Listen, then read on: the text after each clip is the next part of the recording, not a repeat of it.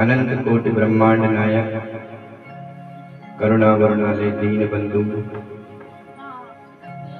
भगवान बाल कृष्ण लाल की प्रतिमूर्ति श्रीमद् भागवत महापुराण में आए हुए समस्त भक्त वृंद, श्रद्धामयी माताएं, मंचस्थ विराजमान समस्त विप्रगण, गंधर्व देव, सन्मुख विराजमान समस्त संत वृंद एवं समस्त भक्त वृंद। हिमाचल प्रदेश के इस मंडी जिला अंतर्गत भरनाल नाम के गांव में पूज्य स्वर्गीय श्री हरि सिंह जी के चतुर्वार्षिक श्राद्ध के दिव्य महोत्सव में उनकी धर्मपत्नी श्रीमती कृष्णा देवी एवं उनके सुपुत्र श्रीमान अनिल कुमार एवं सुनील कुमार एवं समस्त परिकर परिवार द्वारा यह दिव्य श्रीमद् भागवत कथा का दिव्य आयोजन अपने पितरों के निमित्त यह परिवार करवाने जा रहा है। आज इस कथा का प्रथम दिवस है। सन्मुख विराजमान पूज्य आचार्य जी के द्वारा गणपति षोडश मातृका आदि नवग्रहों का यहाँ पर आवाहन हुआ। समस्त पितृगण यहाँ पर विराजमान है। सभी माताओं ने अपने मस्तिष्क पर दिव्य कलशों को धारण करके इस महापुराण का शुभारंभ करने में दिव्य सहयोग दिया।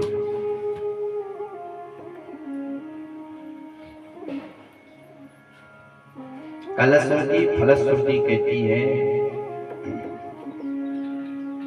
कि हम लोग श्रीमद् भागवत की कथा में कलश धारण करके इस शोभा यात्रा में जितने पग चल करके चलते हैं, पग पग पर अश्वमेध यज्ञ का फल हमको प्राप्त हो जाता है। यस्याम स्नानार्थम चागच्छता पुंसाम पदे पदे राजसोस्वा मेधादीनाम फलम न दुर्लभम। तो सभी माताओं ने दिव्य कलश यात्रा करके इस कथा का शुभारंभ करवाया। समस्त पितृगणों का आह्वान एवं समस्त परिवार द्वारा यह दिव्य आयोजन आज से इस स्थान पर शुभारंभ हो गया है। श्रीमद् भागवत की कथा का दिव्य महत्व है। श्रीमद् भागवत साक्षात भगवान का वांगमय प्रतिस्वरूप है। प्रभु थोड़ा इको कम कर दो, हल्का सा। श्री राधे श्री राधे। तो श्रीमद् भागवत भगवान का प्रतिरूप है। तेनेयम वांगमयी मूर्ति प्रत्यक्ष कृष्ण एव ही। श्री कृष्ण में और भागवत जी में कोई भेद नहीं है।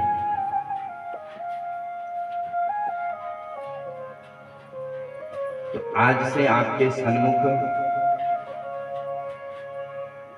इस पोथी के रूप में भगवान बाल कृष्ण ही विराजमान है।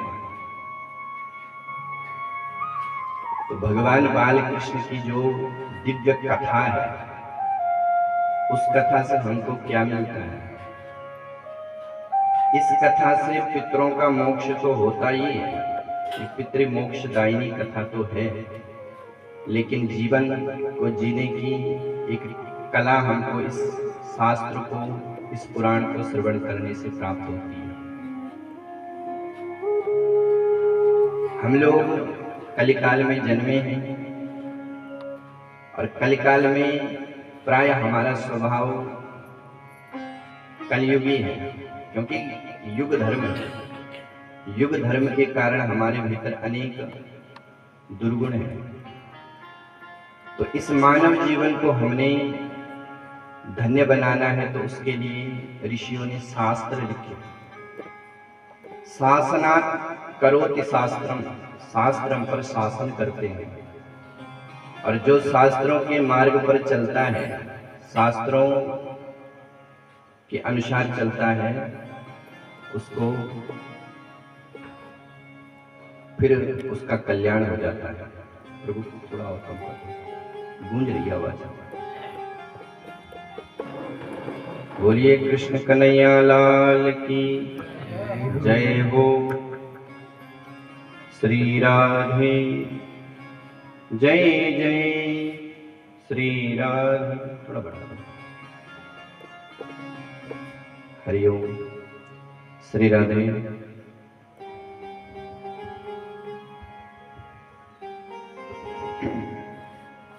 सच्चिदानंद रूपाय विश्वोत्पत्त्यादि हेतवे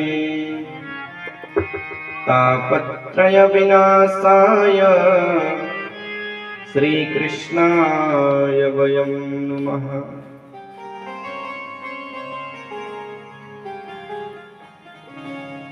तो मानव जीवन हमको प्राप्त है, अब रहने देना आपको। और मानव जीवन को हमने धन्य बनाना है इन शास्त्रों को सुन करके। इस कथा को आप पूरे मनोयोग से श्रवण करोगे तो आपके जितने भी द्वंद्व धर्म हैं, जितने भी विघ्न हैं, जितने भी आपके मन में संकल्प विकल्प प्रश्न उठते हैं, उन सबका उत्तर है श्रीमद् भागवत। व्यास जी ने 17 ग्रंथ लिखे, 17 पुराण, और अंतिम पुराण है श्रीमद् भागवत, सारे शास्त्रों का सार। और मानव जीवन का ये खजाना है। इस ग्रंथ में दिव्य मणि है, दिव्य रत्न है। तो हम लोग बड़े ध्यान से इस पुराण को समझें। आज इस परिवार का भाग्य उदय हुआ है, जो इस परिवार में ऐसे सपूत जन्म में हुआ इनका, और इनके द्वारा अपने पितरों के मोक्षार्थ यहाँ दिव्य श्रीमद् भागवत की कथा का आयोजन हो रहा है। ये निश्चित पितरों का आशीर्वाद और भगवान की कृपा है, क्योंकि भगवान की कृपा के बिना ये दिव्य लाभ नहीं मिल सकता है। और वास्तव में पुत्रवती माँ वही है जिसका पुत्र भगवान का भक्त है। नानक जी कहते हैं कि जननी जने तो भक्त जने, कई दाता कई सूर, नहीं तो जननी बाज भली, व्यर्थ गवाए नूर। जननी जने तो भक्त जने। माँ किसे कहते हैं? बोले जिसका पुत्र भक्त है, अथवा जिसका पुत्र सैनिक है, अथवा जिसका पुत्र दाता है, दानी है। जिसका पुत्र शराबी, मवाबी, आतंकवादी है, वो माँ नहीं है। नानक जी कहते हैं कि उससे बढ़िया ये है कि बांझ भली। तो आज स्वर्गीय श्री हरि सिंह जी की धर्मपत्नी कृष्णा देवी के सुपुत्रों ने अपने पिता के निमित्त यहाँ दिव्य आयोजन करवाया है। व्यक्ति जीवन भर धन कमाता है, लेकिन अगर वो अपने गृहस्थ के साथ साथ भगवान का भजन और ऐसे दिव्य आयोजन करवाते हैं तो वास्तव में वो बधाई के पात्र हैं। तो मैं इस व्यासपीठ से इन दोनों भाइयों को खूब बधाई देता हूँ। एक बार इनके लिए आप सभी ताली बजाओ, क्योंकि वास्तविक देखो प्रशंसा तो केवल भगवान की होनी चाहिए, लेकिन भगवान को जो प्रतिष्ठित करवाने वाले भक्त होते हैं उनकी प्रशंसा तो भगवान से भी बढ़कर है। तो आज इस दिव्य प्रांगण में इनके द्वारा भगवान बाल कृष्ण लाल की प्रतिष्ठा हुई, तो ये परिवार बधाई का पात्र है एवं समस्त इनके जितने भी पितृगण हैं। श्रीमद् भागवत में लिखा हुआ है कि भागवत की कथा से एक पितृ का उद्धार नहीं होता है, एक कुल के पितरों का उद्धार नहीं होता है। बोले त्रिसप्ताह विपिता पूतः पितृभिः तेन यद साधो गृहे जातः भवान वे कुल पावनम। त्रिसप्ताह 21 पीढ़ी, 21 पीढ़ियों के जो पितृ हैं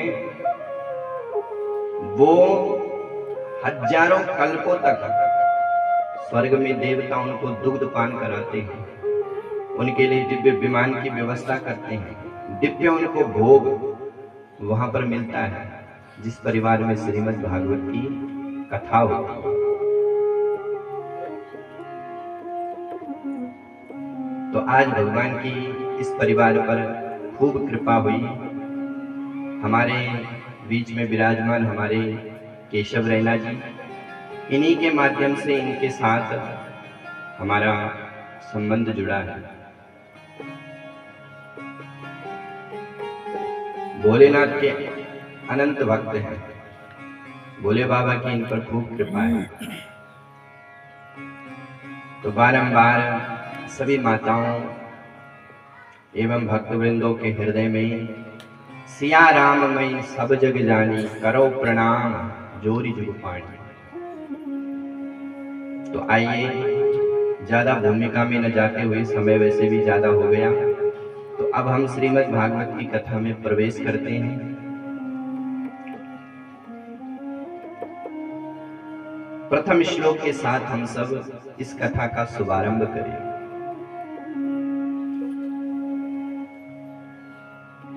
सभी मेरे साथ इस श्लोक का गान करेंगे। पहले मैं बोलूंगा फिर आप बोलना। सच्चिदानंद बोलिए। सच्चिदानंद रूपाय विश्वोत्पत्त्याद हेतवे तापत्रय विनाशाय श्री कृष्णाय वयं नुमः। कैसे हैं हमारे श्री कृष्ण? सत घन, चित घन, आनंद घन। सत्य कहते हैं जो हमेशा बना रहता है, निरंतर, भूत भविष्य वर्तमान, जो कल भी था आज भी है और हमेशा रहेगा, वो है सत्य। चित्त कहते हैं ज्ञान को। ज्ञानी हम भी हैं, लेकिन हमको हर विषय का ज्ञान नहीं हो सकता है। लेकिन परमात्मा अनंत ब्रह्मांडों के, अनंत जीवों के हृदय में क्या चल रहा है वो परमात्मा सब जान रहा है। क्योंकि वो यह सर्वज्ञ सर्वविद वो चिदानंद है। जिन प्रभु के एक संकल्प मात्र से ब्रह्मा जी को चारों वेद कंठस्थ हो जाते हैं, वो चिदानंद है। सत्य घन, चित्त घन और आनंद घन। आनंदित हम लोग भी होते हैं, लेकिन क्षणिक। कभी तो खुश होते हैं, कभी रोने लग जाते हैं। पर परमात्मा आनंद की राशि है। उन परमात्मा के एक सीकर मात्र से सारा संसार प्रसन्न हो जाता है। वो आनंद घन परमात्मा है। जो आनंद सिंधु सुख राशि, चेतन अमल सहज सुख राशि। जो आनंद सिंधु सुख राशि, चेतन अमल सहज सुख राशि। सो सुख धाम राम रस नामा, सो सुख धाम राम रस नामा। अखिल कोटि दायक विश्रामा, अखिल कोटि दायक विश्रामा।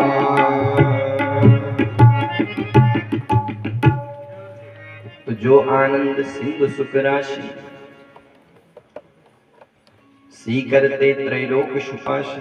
सो सुख धाम, भगवान राम सुख के धाम है, सुख की अनंत राशि है। तो परमात्मा सत्य है, परमात्मा चिदानंद है, परमात्मा आनंद घन प्रभु है।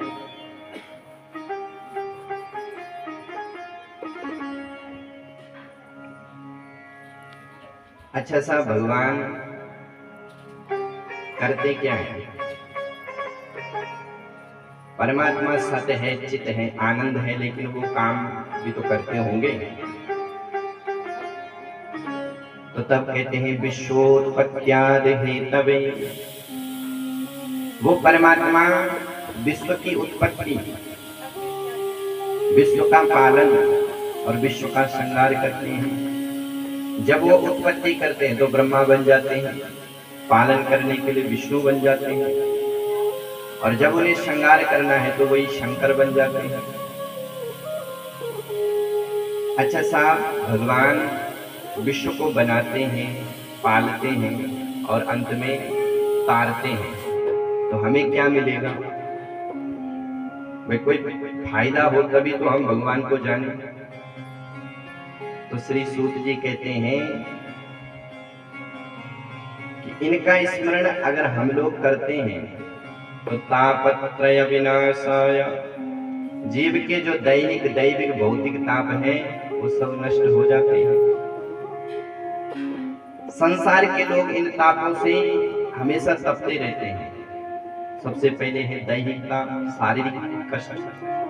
कुछ लोग कहते हैं साहब धन संपत्ति सब कुछ है, भगवान ने सब दिया, लेकिन शरीर रोगी है, शरीर बड़ा कष्ट देता है, कुछ भी खाओ पचता नहीं है। तो भगवान का हम स्मरण करें, श्री कृष्ण को प्रणाम करें, तो वो हमको दैहिक ताप से मुक्त कर देंगे, हमारा शरीर स्वस्थ होगा। और प्रथम सुखी निरोगी काया। संसार में सुखी कौन है? बोले जिसका शरीर स्वस्थ है, मस्त है। दूसरा ताप है भौतिक ताप, प्रकृति द्वारा प्रदत्त। साहब बढ़िया कारोबार चल रहा था, फैक्ट्री लगी हुई थी, न जाने कैसा कोरोना काल आया कि सब ठप हो गया, सब बर्बाद हो गया।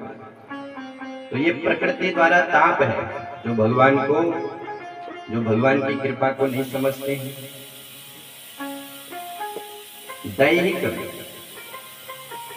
भौतिक और दैविक देवताओं द्वारा। देवता भी हम पर प्रकोप करते हैं। सब हमारे पुत्र का विवाह को 5 साल हो गए लेकिन बहू की कोई संतान नहीं है। तो ये दैविक ताप है, देवताओं द्वारा प्रदत्त ताप है। लेकिन जो श्री कृष्ण को प्रणाम करेगा, तापत्रय विनाशाय श्री कृष्णाय वयं नुमः, उसके समस्त ताप खत्म हो जाएंगे। तो हम सब मिलकर के बाल कृष्ण लाल के पादारविंद में बारंबार प्रणति निवेदित करें और भगवान से हम प्रार्थना करें। राम सच्चिदानंद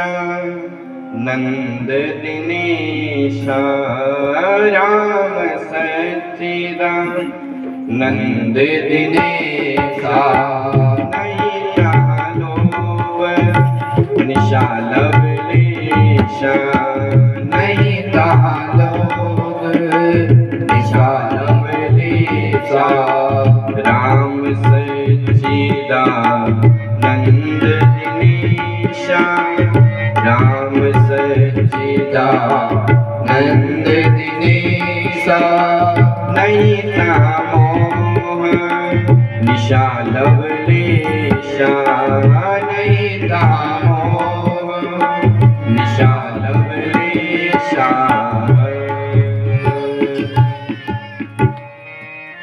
तो भगवान सच्चिदानंद है। प्रथम श्लोक में व्यास जी ने भगवान का स्मरण किया, दूसरे श्लोक में अपने पुत्र को प्रणाम किया। किसी ने पूछा, व्यास जी भगवान को प्रणाम किया तो हमने मान लिया कि चलो परमात्मा को प्रणाम किया, लेकिन पुत्र को कोई प्रणाम करता है? व्यास जी कहते हैं कि भैया ये भारतवर्ष है, यहाँ पर चित्र नहीं चरित्र पूजा जाता है। सन्मुख अगर कोई छोटा बालक विराजमान है और दिव्य परंपराओं से उसको अलंकृत कर रहे हैं तो सब उसको प्रणाम करते हैं। यदि बालक संत है तो उसको प्रणाम करते हैं। तो दूसरे श्लोक में अपने पुत्र को प्रणाम किया। यम प्रव्रजन्तमनुपेतमपेत कृत्यं द्वैपायनो विरह कातर आजुहाव, पुत्रेति तन्मयतया तरवो विनेदु तं सर्वभूत हृदयं मुनिमानतोऽस्मि। महामुनि सुखदेव व्यासपुत्र, जिनका जन्म होते ही वो जंगल की ओर भाग रहे थे, ऐसे बीतराग महामुनि सुखदेव जी के चरणों में प्रणाम किया। नैमिषारण्य की पावन भूमि है, दिव्य महर्षि विराजमान है। नैमिषे निमिषः क्षेत्रे ऋषया सौनकादय, सौनकादि 88,000 ऋषि विराजमान है। और उन 88,000 ऋषियों के जो प्रधान यजमान है, प्रतिनिधित्व करने वाले हैं, वो है श्री शौनक जी महाराज। शौनक जी की उम्र 80 वर्ष की, और जो व्यासपीठ पर विराजमान है श्री सूत जी, उनकी उम्र केवल 20 वर्ष की।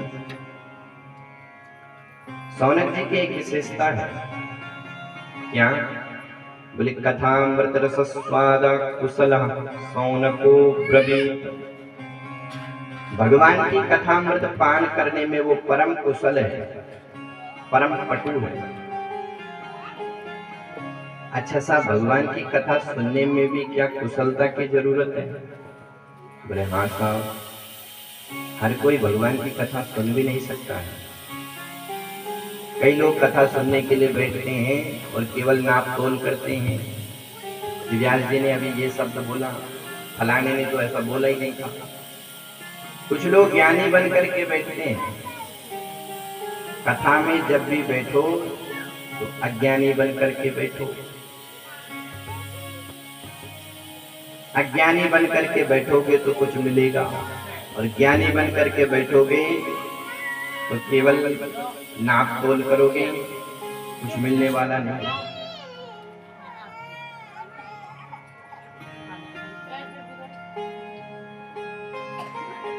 अतिवृष्टि हो रही है, यदि आपने भरे घड़े को रख दिया तो पानी तो गिरेगा, लेकिन वो छलक करके बाहर गिर जाएगा।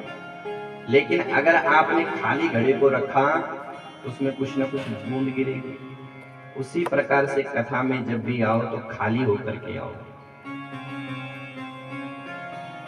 ये विशेषता श्री शौनक जी की है, और यही विशेषता हनुमान जी की भी है। हनुमान जी महाराज कथावाचकों में शिरोमणि है, ज्ञानी नाम अग्रगण्य, ज्ञानियों में अग्रगण्य है। पर ऐसे कथावाचक हैं कि हर प्रकार की कथा कहना जानते हैं, लेकिन फिर भी जहां जहां भगवान की कथा होती है हनुमान जी महाराज सबसे पहले पहुंच जाते, कोई आए ना आए। यत्र यत्र रघुनाथ कीर्तनम तत्र तत्र कृतमास्तिकमांजलिं वाष्पवारि परिपूर्ण लोचनम मारुति नमत राक्षसांतकम। जहां जहां रघुनाथ की कथा होती है हनुमान जी महाराज दौड़े चले जाते हैं। क्यों भागते हैं? बोले ये श्रोता नहीं है, ये रसिक हैं। रामचरित सुनी बेको रसिया, राम लखन सीता मन बसिया। ये उस रस के भ्रमर है, और परमात्मा का रस जिसको मिल गया तो धावंती रस लंपटा, वो दौड़ दौड़ करके भागता है। उसको निमंत्रण की जरूरत नहीं है। कुछ लोग निमंत्रण का इंतजार करते कि साहब फलाने परिवार ने निमंत्रण नहीं दिया, हम क्यों जाएं? तो निमंत्रण सुन करके जो आता है वो श्रोता नहीं है, न वो रसिक है। वो केवल औपचारिकता करता है कि चलो निमंत्रण आए तो चलो चले जाते हैं।